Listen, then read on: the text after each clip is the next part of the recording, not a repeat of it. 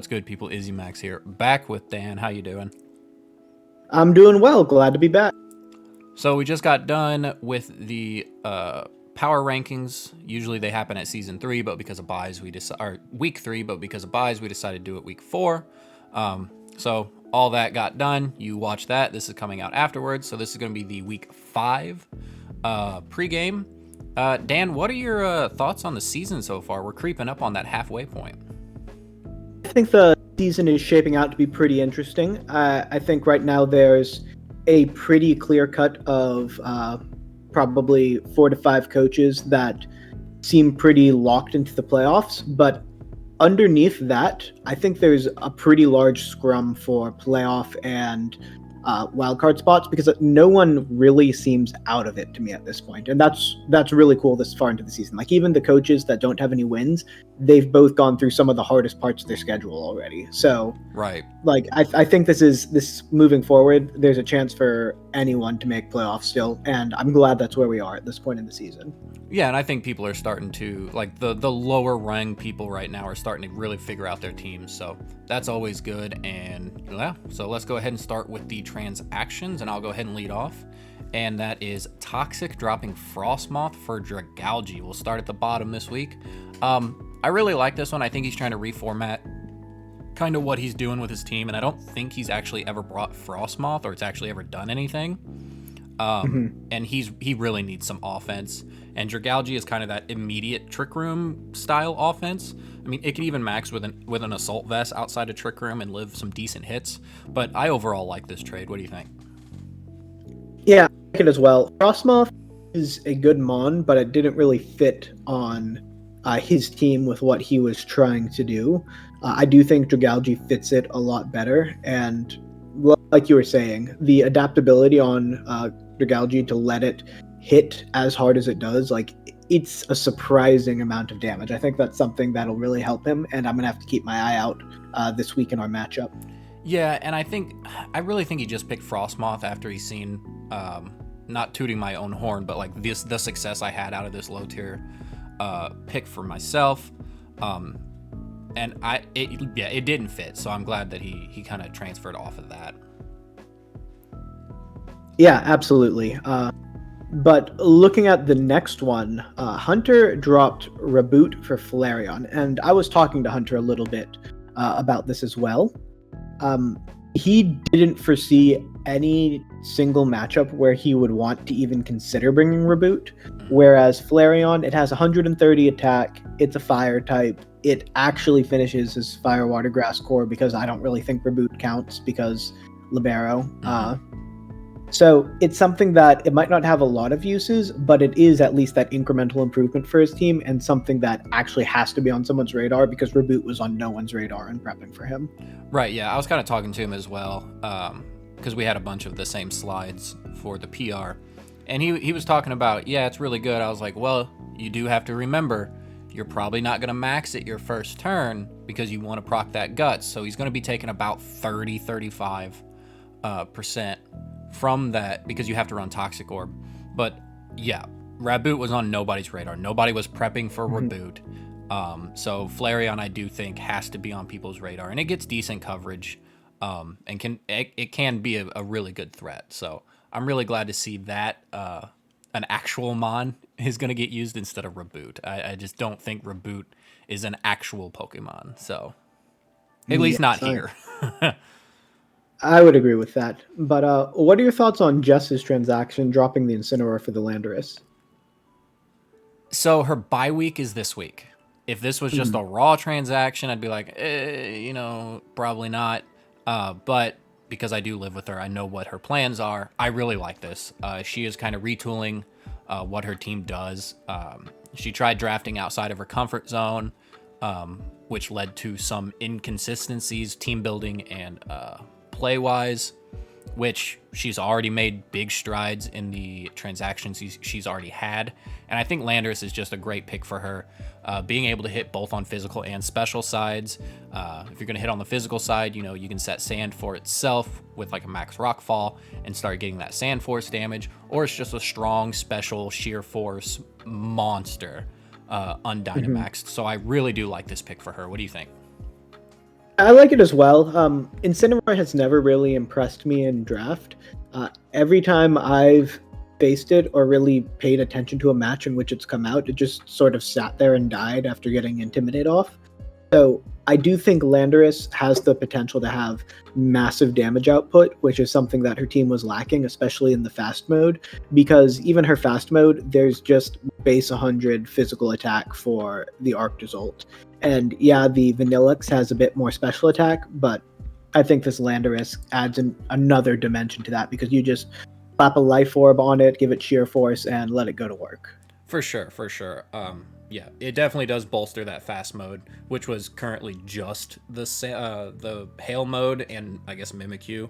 But yeah, no, I really do like this. So moving on, we got Johnny. Yeah, so he dropped Mandibuzz for Mantine.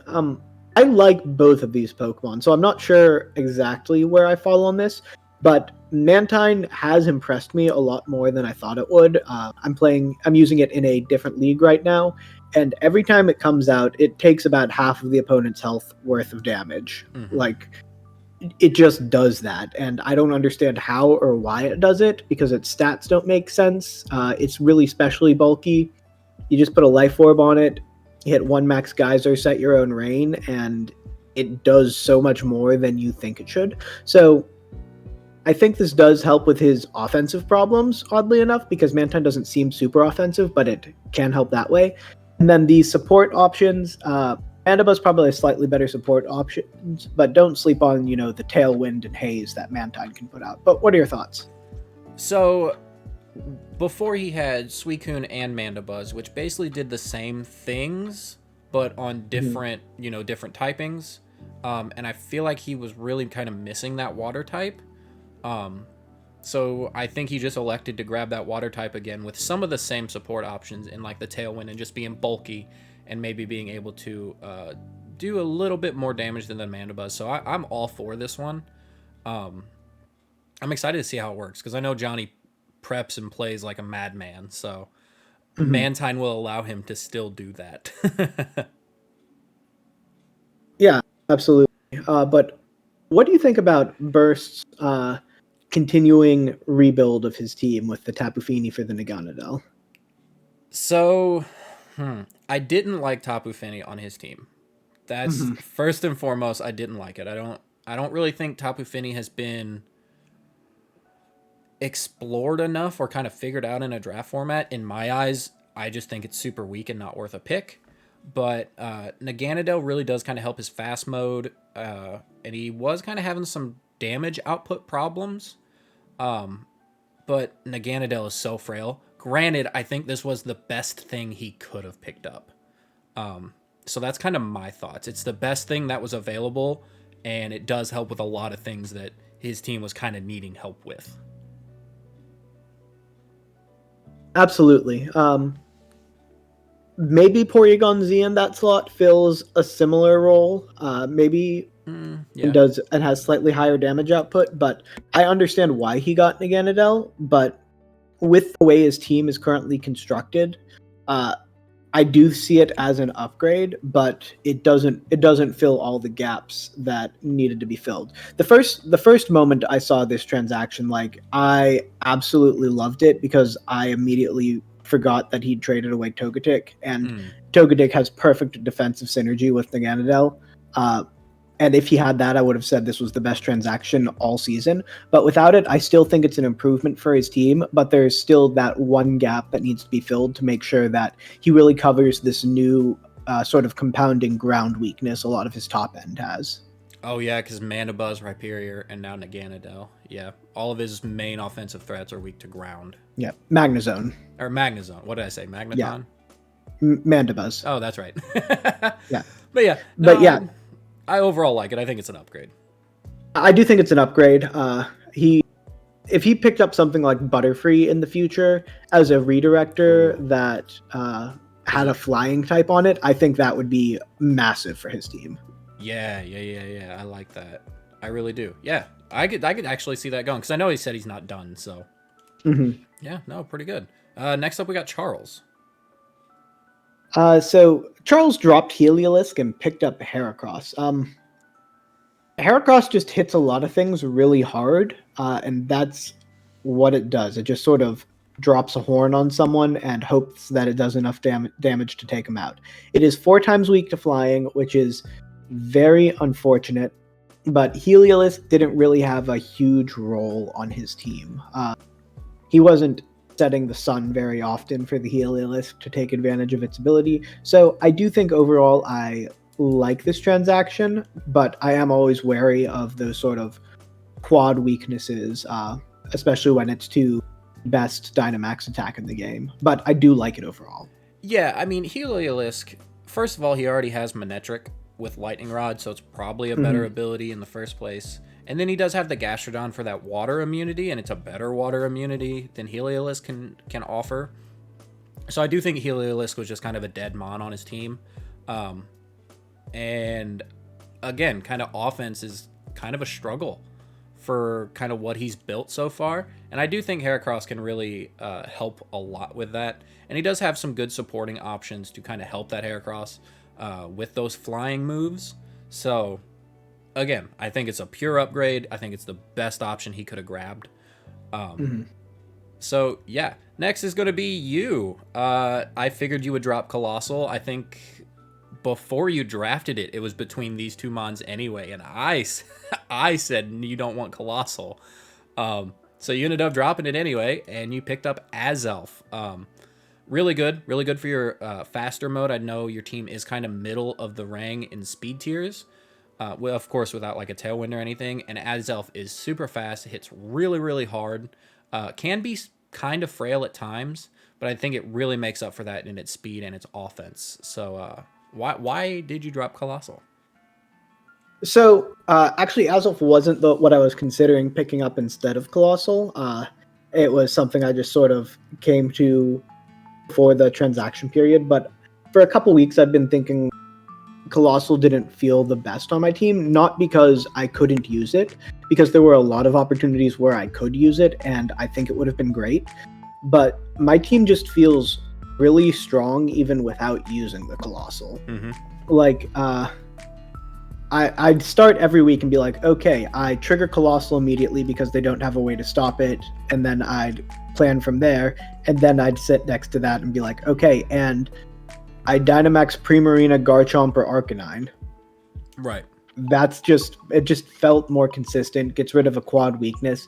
Colossal did have that sort of big boom or bust potential, but because of how consistent my team is able to be, I think Azelf just adds to that consistency, gives it another dimension, has almost every type worth of coverage. Like the coverage moves that Azelf gets is absolutely insane. 125 in both offenses, 115 speed. So it gives my team a different dimension. So I lose the dimension from I'm just going to Aqua Jet the Colossal and win a game if my opponent doesn't plan for it. But given the level of this league, enough people are going to be planning for it that I'd rather have they have to figure out what the Azelf is going to do. For sure. And then moving on to the last one. Yeah, Matt dropped Passimian for Cursula. Passimian this week was just to mess with me because I have 2 Intimidators on my team before our matchup. Intimidate also doesn't do anything against Matt's team at all. It hits literally just Grimmsnarl, I think, effectively. So I like this transaction because he likes Sawk as his fighting type in Tier 5. Cursula is a powerful Trick Room attacker. It's got 30 speed, something ridiculous for special attack. Yeah. It's like 135 or something in that neighborhood. I don't know off the top of my head. Yeah. But I think it's a good transaction. It gives him that sort of powerful Trick Room mode that he'd been missing. I know when I was prepping for him this week, Trick Room felt like a decent option because he didn't really have anything that fought well in Trick Room, and now he has it. Yeah, and that was kind of the thing that we were kind of harping on him when we did the first power rankings, the preseason ones, that he really didn't have a Trick Room mode. So I really do think this kind of helps him out. But moving on, we have our first match of the week, Charles versus Matt. And for my picks, I actually got Corviknight, and for Matt, I got Mamoswine. So the Corviknight actually is really interesting to where Matt kind of has to tech a lot of moves outside of like the Raichu mode. because it's not really going to take a whole lot from Regidrago. He did drop his fire type in the Salazzle, which I think actually could have done a lot of work in this match outside of the Heatran. Mhm. So I think a more bulky, with some offensive option style of Corviknight could really be very helpful here. And then on Matt's side, I did pick the Mamoswine because, Charles's team kind of struggles with that really hard hitting ice and ground types, Mhm. which, I mean, that might be where Heracross actually comes in. But yeah, I think these two Mons, if played correctly, can make or break this match. Yeah, I can definitely see that. From my side on Matt, I think Ludicolo is going to be really powerful for him because let's assume that it techs Ice Beam again. It hits the Latias, it hits the Heatran. It does okay into the Corviknight. Like, I'm not going to pretend that's a great matchup, Right. but Lipard isn't going to be great against it. It hits the Mudstale, and most importantly, it's got the grass typing, so it hits the Gastrodon, and it can also hit the Eldegoss if it's got the Ice Beam on it. So it hits a lot of Charles's team, and Charles's team is really built around that defensive synergy. Like, the two most important Mons on Charles's team are that Mudstale and Gastrodon for their defensive synergy with the Corviknight. Mm-hmm.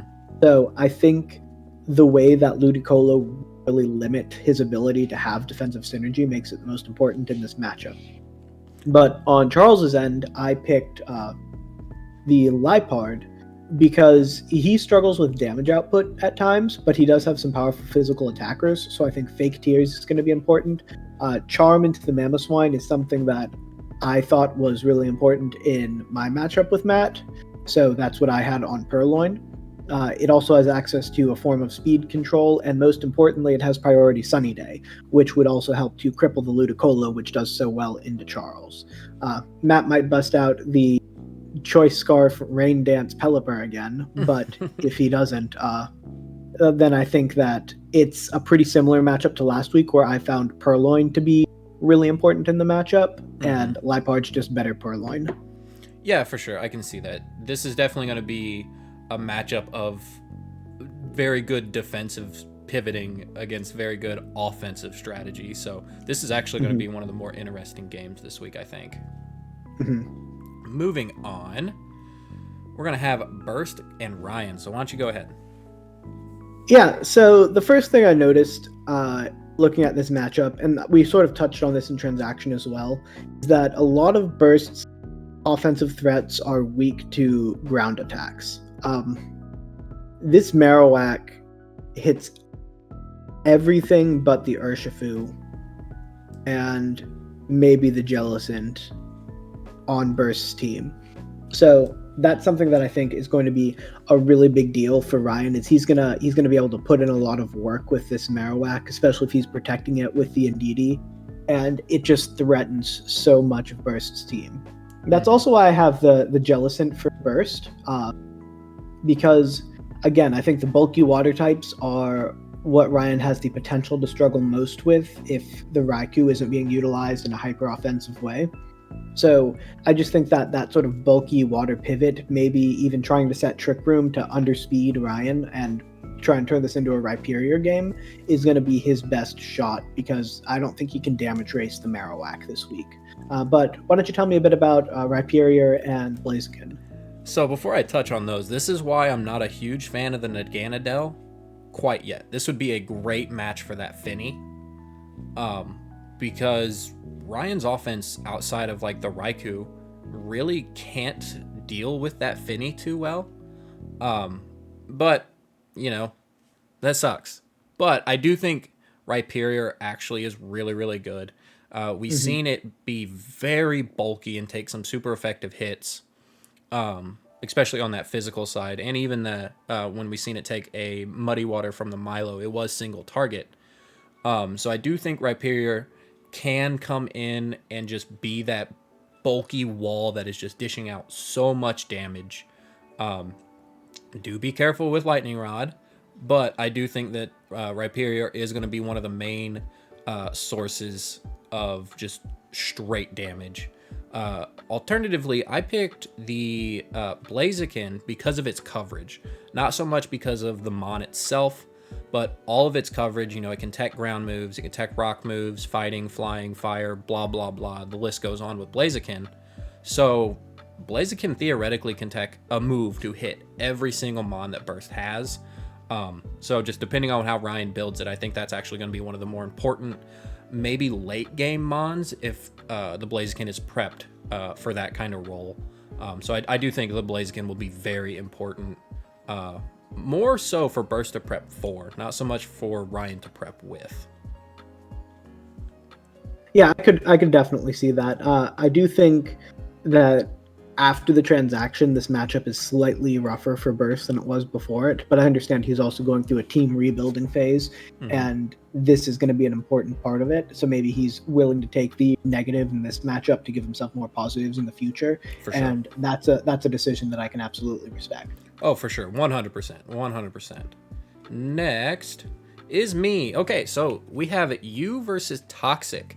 And I picked the two water types, Primarina and Blastoise. Both of these water types actually match up relatively well into each other's teams if prepped correctly. Blastoise can get that Shell Smash off and just do a lot of damage to pretty much everything that you have, kind of on that same way that Primarina can do as well. We seen last week Toxic kind of struggle with that Slowbro, especially if he's right next to his own Togedemaru, which kind of sucks, but I think this is kind of why Dragalge got picked up, because it is one of the only poison types that is not really weak to Fairy, and can hit Primarina extremely hard. I know Primarina does have a lot of that special bulk, but Dragalge also has a lot of special offense. So Primarina hits a lot of things that Toxic has, just like that Slowbro kind of could, and then Blastoise, if it gets set up, you might have a hard time actually dealing with it, especially after it gets up some of those cannonades, just doing very good residual damage. You don't really have too many water resistances on your team outside of that Prim and maybe the Tangela, but Tangela's not going to be taking a +2 Ice Beam. So if Blastoise can be set up correctly, I do think you'll have a hard time. Alternatively, I think he's just going to have a hard time, period, with the Primarina.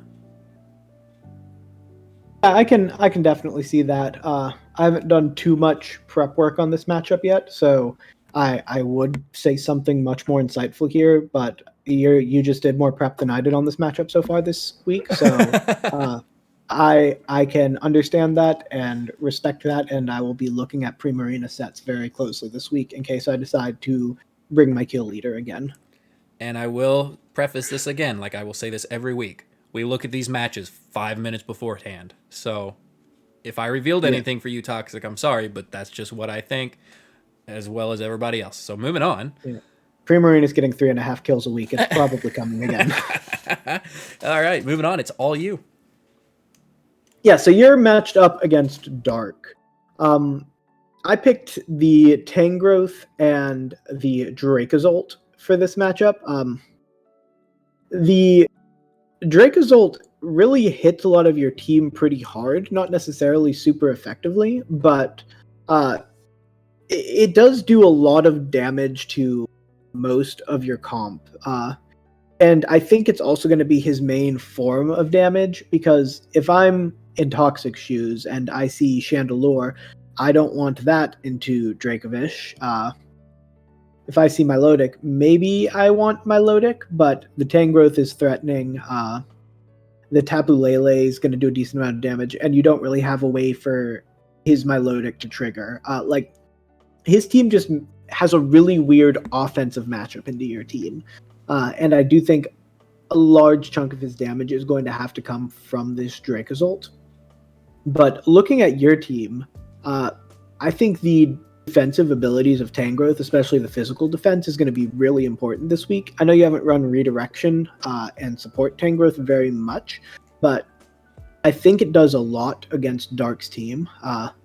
He relies a lot on physical attackers that specialize in ground and rock type moves, which is why I think the Tangrowth is going to be pretty effective as a defensive option on your team. And if you run Rage Powder sets, it will allow you to get some of your offense rolling, specifically that Dracovish, which I think has a lot of potential into a lot of different things. Another reason I picked the Dracozolt is that he can set up the and if he's in the sand, he can outspeed and Oko the Dracovish, which I think is going to be pretty important this matchup. But what are your thoughts on your matchup here? Yeah, it's the battle of the sand teams. Where my sand team is a little bit different is I do have that sand slash.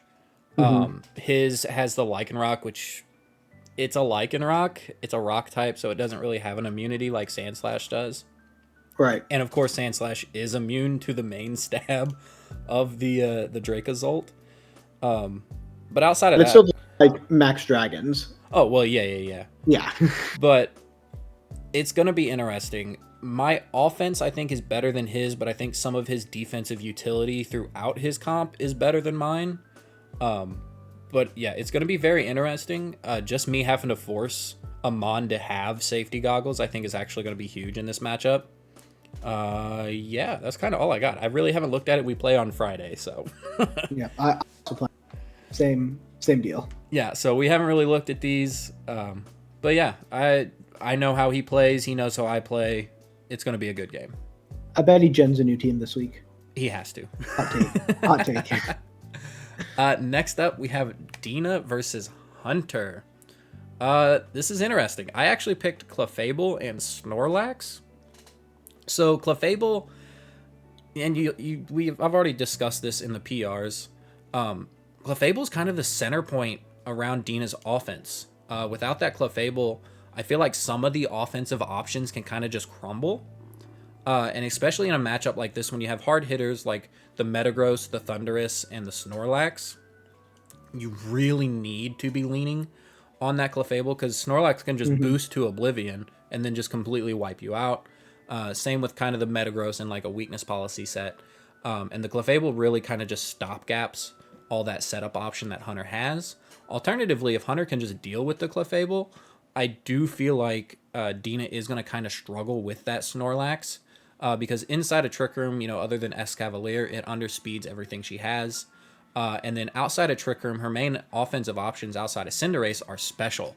And Snorlax really doesn't care about that. So I do feel like if Clefable sticks around and does what it needs to, it's a win for Dina. If Hunter can kind of deal with that Clefable and kind of get the faster physical offense in Cinderace kind of checked, I do feel like Hunter can kind of run away with some of his setup options.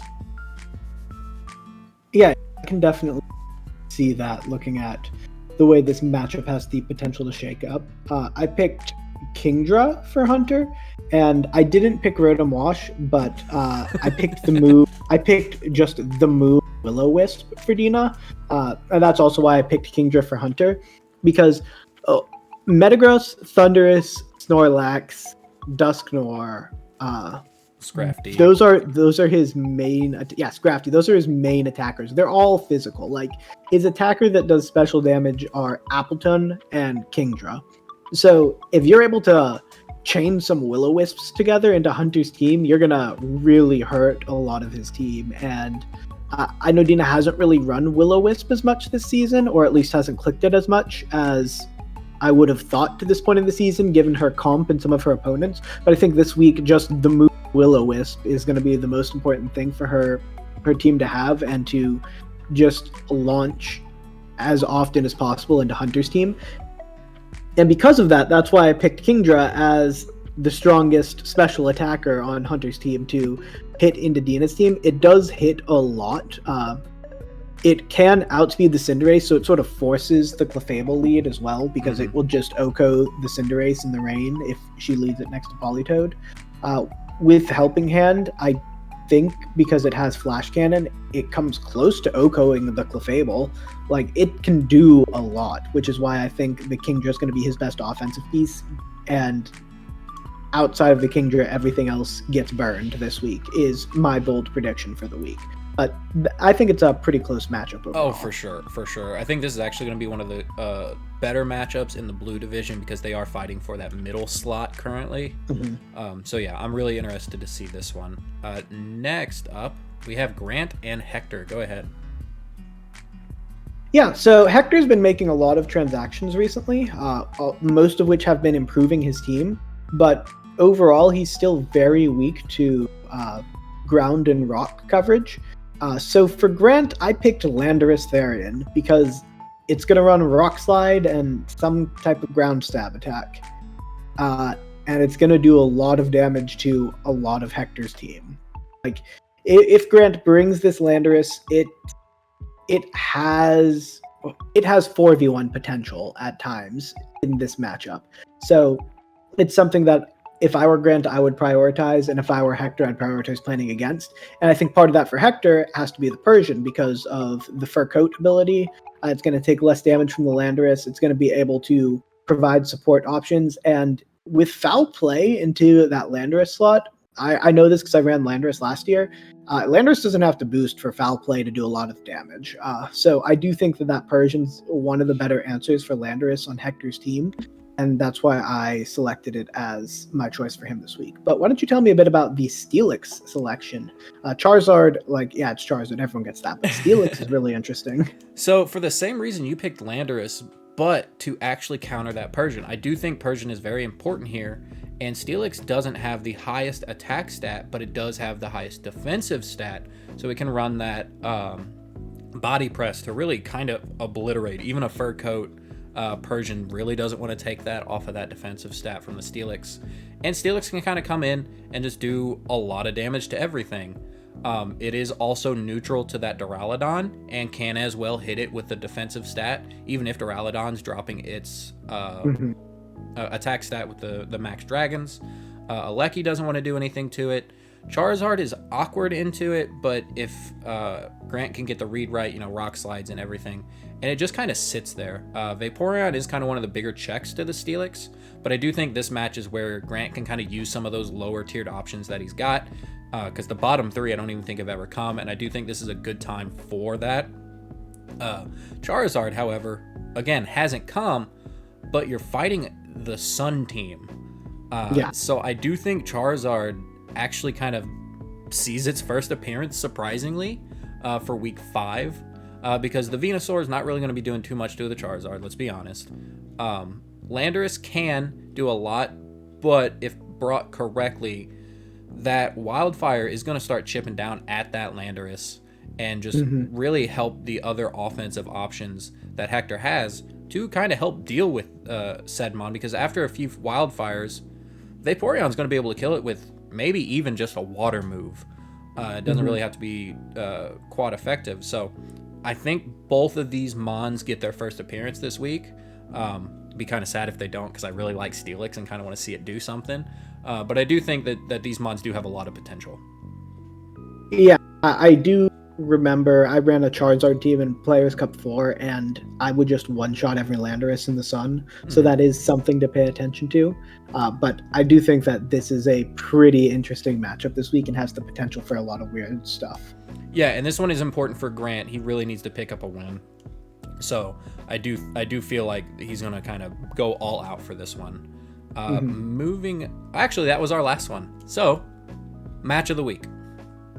I'm going to call Grant Hector because I think it's really important for both of them. If Hector wins this match, then he's got a pretty clear inside track for at least one of the wildcard spots and maybe the ability to challenge for a full playoff spot.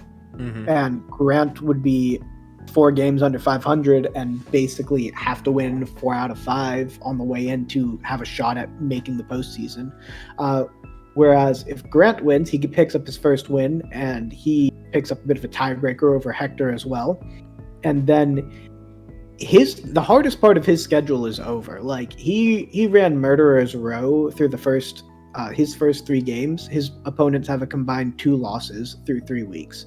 So, I think his Murderer's Row is over, and with that, I think he's got the type of team, and he's shown the level of improvement recently that he's got the ability to go on the run, but he just needs to pick up that first win, which is why I think this is going to be a pretty important match both ways. Yeah, Trial by Fire, I really hope kind of helped Grant. Of course, we didn't set this up this way, but yeah, he played me, Ryan, and Dark, and we're all 3 very good and established players. So yeah, I kind of want to agree with you, but I'm actually going to go back one for the Dina and Hunter game, kind of for the same reason that the Grant and Hector game is important, I feel like this one actually carries a lot of weight as well.